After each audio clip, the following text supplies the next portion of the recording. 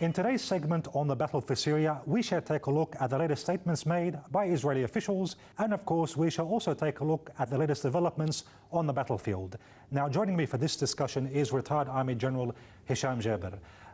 General Jaber, we're going to focus on what was said by the Israeli Defense Minister Moshe Ya'alon, meeting with Martin Dempsey, and saying that we must be ready for prolonged instability in Syria and prevent what he called axis of evil, Damascus, Tehran, Beirut, from achieving victory. What does this reveal regarding Israel's involvement in Syria? Personally, I was not surprised at all by this statement made by Moshe Ya'alon. Israel and United States together, as nobody can deny, that are very, very close allies, and especially in the presence of General Dempsey, who came to this region to coordinate with the Israelis. The next step may be for the position of both countries towards Syria. Both, they do believe that the battle in Syria is going to take a long time.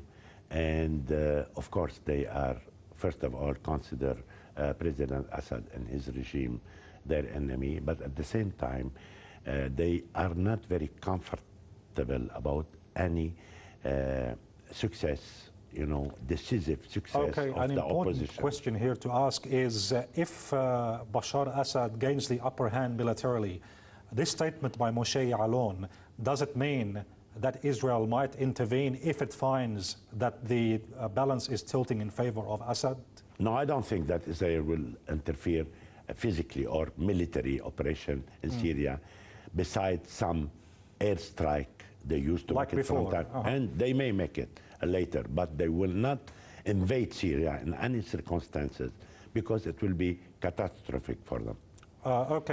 Regarding the latest developments, we do hear, or many are saying, that the opposition has made gains. For example, the Meng air base outside Aleppo.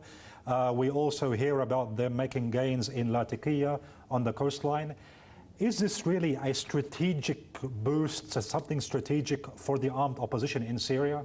No, at all. It's tactical, movement. It's not strategic. First of all, the airport, meaning which they put a lot of propaganda in it, is not working for 10 months. And it's one of 4 airports, military airports in that area. So it's not a big deal at all. They did consider that they'd gain the war, I don't think at all that meaning is that important. But going and making military operation and terrorism, attack in Latakia, it's, in my opinion, very dangerous. And they are trying, to minimize, first of all, the damage of the pressure of the Syrian armed forces on other fronts in order to bring the Syrian armed forces to Latakia, which is a red line for the Syrian. The Syrian armed forces were never, Latakia wasn't an area of confrontation at all. For this reason, they are trying to minimize the pressure on Hamas and on Damascus, because the Syrian armed forces is making a lot of success in Hamas, and I think the military operation in Hamas is almost finished. It's a matter of 2 weeks maybe. The Syrian armed forces will take Hamas. But when they did started, to attack the countryside in Latakia, not Latakia, the city, taking advantage from the mountains, which was not, didn't have any military presence. I think it's an adventure, for them, but I don't think the Syrian army will let them stay there at all, because the Syrian army will make military operation. We have to go to another point very quickly, the north and the Kurdish areas. Now, we're all hearing that the next front will be in the north, but we also heard that there were confrontations between the Kurds and the armed opposition, Armeylan, also Tal al-Abyad. How will the Kurdish factor affect negatively the plans of the armed opposition?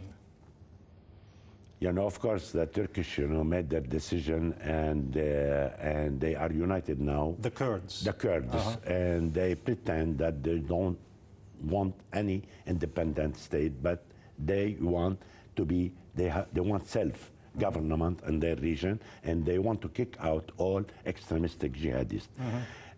there is no doubt that Turkey is supporting the Al-Nusra and Al-Qaeda and all jihadist group against the Kurds, because Turkey is really afraid that this region of the Kurds will move later to a mini-state and will be connected to the Kurdish state of Iraq, and also it will present a major and real threat to the unity of Turkey. In this position, in my opinion, the Syrian regime is watching, is taking advantage, okay, and it's not, you know, against the Syrian regime, in my opinion, to fight the Kurds, you know, fighting Al-Nusra. On the other region, you see Al-Nusra fighting the Free Syrian Army and vice versa.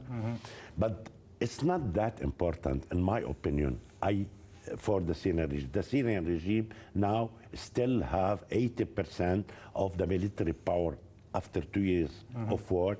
The most important thing, and you will see in the next few days, that the insurgent will be kicked out of Ladiqiyah and the Battle of Hamas will finish. It will move to Hama. The Syrian army will clean Hama, and later on, the Syrian army will start the Battle of Aleppo. Okay, thank you very much, retired Army General Hisham Jaber.